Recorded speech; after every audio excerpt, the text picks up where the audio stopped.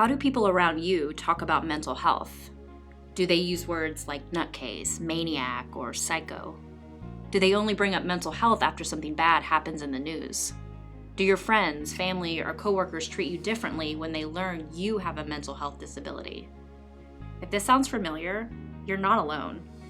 All these negative messages create powerful stigmas against the 20% of Americans who live with mental health disabilities. That's 1 in 5 people. But because of stigma, we rarely talk about how common it is to have a mental health disability. And if you start to believe these negative messages, you might be experiencing internalized depression or what's known as self-stigma. Self-stigma can feel like a wall surrounding you.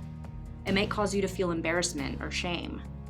It might become a barrier to forming authentic relationships, and it could lead you to lose out on getting the social support you need.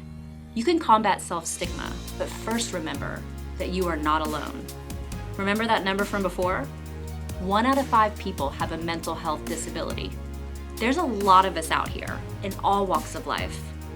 Finding a community can help defeat self-stigma. You can start by having a candid conversation with friends to share how you're feeling. You may choose to connect with a peer-led group, or maybe find an online community.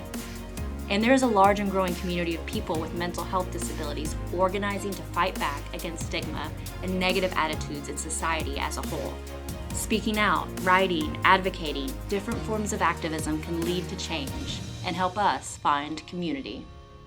In Arkansas, contact Disability Rights Arkansas at disabilityrightsar.org or by calling 800-482-1174.